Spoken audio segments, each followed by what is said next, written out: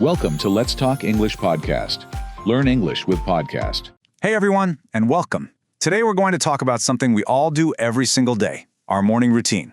And we're going to learn some awesome, super simple English phrases to describe it. Sound good? Let's jump right in. So let me start by asking you, how do you really start your day? You know, we've all got our own little rituals, right? And being able to talk about them, that's a fantastic way to practice your English every day. So to help you out, we're going to walk through a pretty typical morning routine, step by step.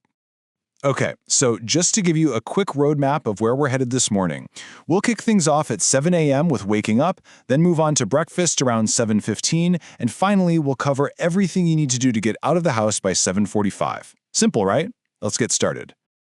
All right, first up, waking up right. You know, those first few moments of the day can totally set the tone for everything else, so let's break down how to talk about them. So, picture this.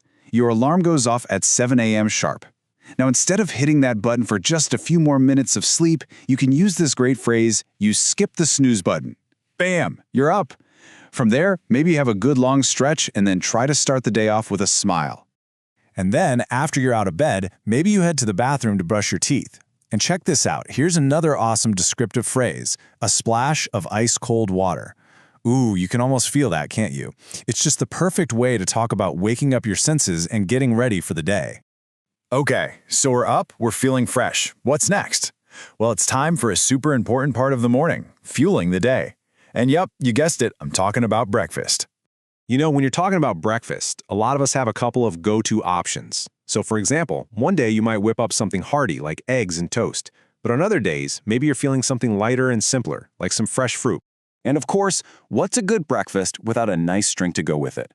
Now pay attention to how this phrase connects the action of drinking tea to a feeling. It's not just any old tea, it's a steaming cup of tea that makes you feel totally ready for whatever's ahead. So let's zoom in on that word, steaming. What does it mean? Well, it's simple. It just means something is super hot, so hot you can actually see the steam coming off of it. You can use this for your coffee, your tea, or maybe even a hot bowl of oatmeal. And let's talk about that feeling again. You're not just ready, you're 100% ready. See how that works? Using a number like this is a really simple and powerful way to add emphasis. It shows just how energized you feel after that great breakfast. All right, so we've woken up, we've fueled up. The last piece of the puzzle is all about getting ready to go.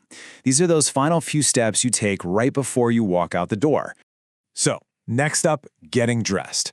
You can keep your description really simple, like saying you put on jeans and a shirt. But here's a neat trick. You can also add a condition, like in this example, a cozy sweater if it's chilly. It's such an easy way to add more detail. And by the way, cozy is just a wonderful word for something that's warm and super comfortable. Okay, now hold on. Before you just rush out the door, there's a really useful habit we need to talk about. It's time for a double check.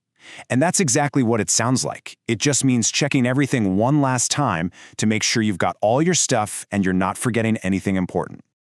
So what are we double checking for? Usually, it's the big three, right? Your phone, your keys, and your wallet.